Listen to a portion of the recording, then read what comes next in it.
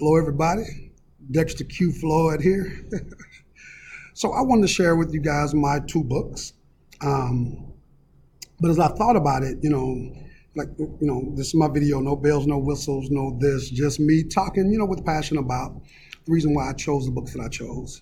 Unlike some of the great videos and books that I've had the pleasure of being a part of, as my colleagues have shared with us through the weeks, I was starting to feel a little nervous because mine was different.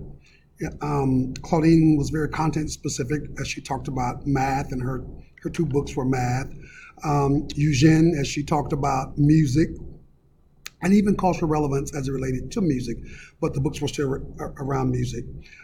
Ashley, Teaching to Transgress, and her other book, phenomenal. And even Rachel, as she dealt with bias and just culturally relevant content. And so I was, as I first said, I got a little nervous about it because they all seem to fixate on specifics, but that was not my story. I chose them for a different reason.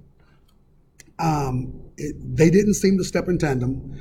They really seemed to go totally different directions. And I thought, how am I going to tie these two together? Because they are so adversely different to me. But believe it or not, I found a sweet spot that would bring them together. And so I wanted to share that with you today. My problem of practice really talks about African-American males, which that is my heart.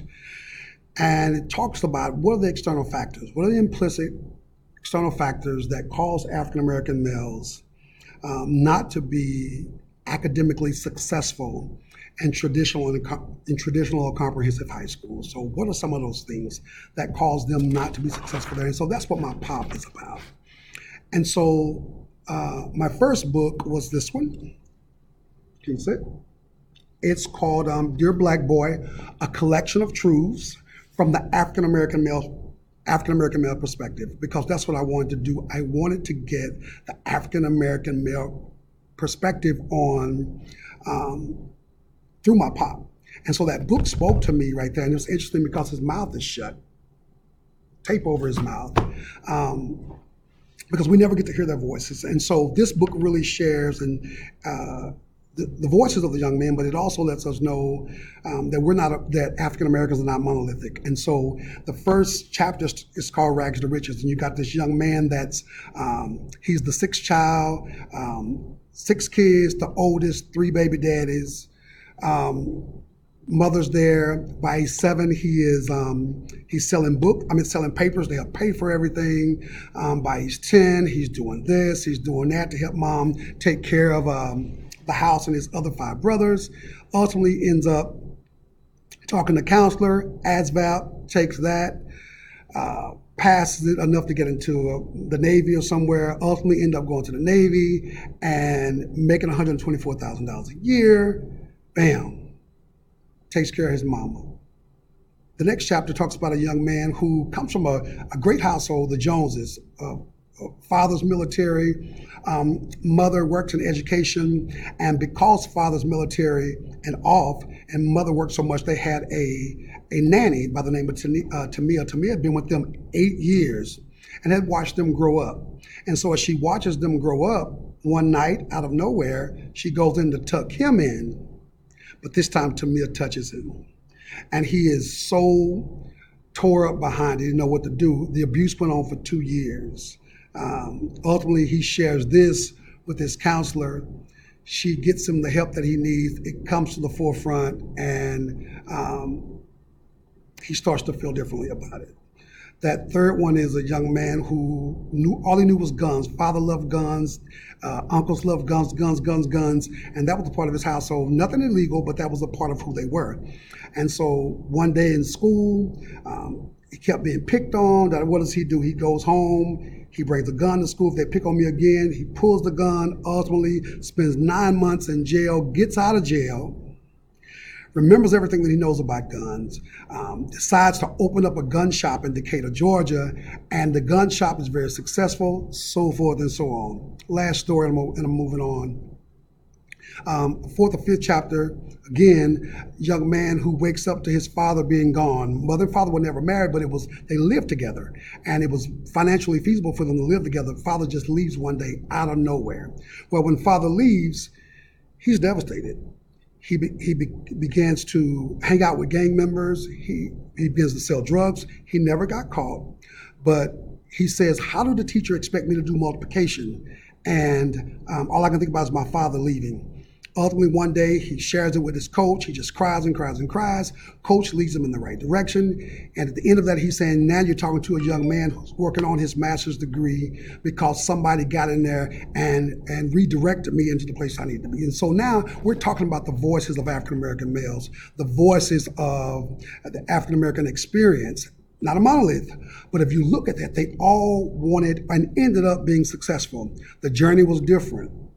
The experience was different, but they all wanted success. So my next book, Be Obsessed or Be Average by Grant Cardone, it's crazy because now I have a middle class white man who journals about his journey to success.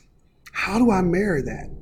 He talks about this awful, ugly word, obsession. Because anytime you hear obsession, it's always directed and appropriated with something negative. But he talks about his life, of his father working hard, so obsessed with all this stuff and working really, really hard and worked himself to death so that they could live a middle-class life. And father ended up dying at 52. Mother now has 3 kids at 48, and she's losing her mind. People felt like he was ungrateful because he wanted more. He had become obsessed with being successful. People beat him down about it. No, that's a bad thing. Be happy for what you got. Basically, be average. And so as he took on that, his whole attitude, everything changed.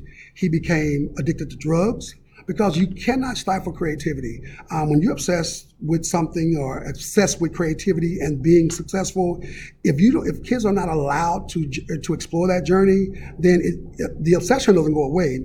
It's put another place. And so now he's obsessed with drugs and alcohol. And so he starts to realize as he gets older, went on to college because he promised his dad that he would, but after that, nothing seemed to work until he decided to give himself permission to be obsessed.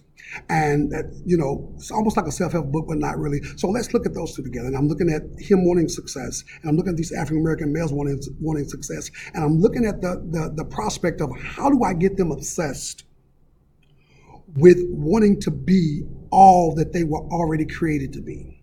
And so how do I get them to understand that it's okay to go through what you go through? But in the long run, you've got to have a better plan. You're far more dangerous with obsession, with an idea in your head than you are with a gun in your hand. And so as I look and compare and contrast those two books, they seem to be so different. But I thought about myself as the young men in A Collection of Truths. And then I thought about my kids, because my kids live a middle-class life now because of what I've done with my life. And so they're easily married from Dexter the young boy to Dexter the man now. Now my takeaways, because I want my time to go away. So my takeaways from FutureWise, that reimagining education, looking at my African American males, wouldn't it be awesome for them to be able to change the status quo in education by being able to identify what life-worthy learning is, having the opportunity to choose what they wanted to do, and lastly, teachers being able to construct and create the kind of curriculum that would help them.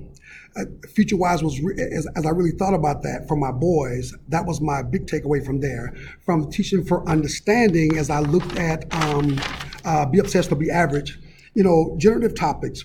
What makes a topic, or what makes a concept something that you can teach, like obsession, like it being okay to be obsessed? The second part, understanding goals, meaning that this requires active meaning making for the learner. They have to really make meaning of what this means How did this become a part of me? Freedom with the structure, the school mission, having academic freedom and teacher autonomy, all of this comes together. And so in my last 10 seconds, these are the concepts that I got. The books, both of them are great. Grab them. Dear Black Boy, African American Truths, and Be Obsessed or Be Average.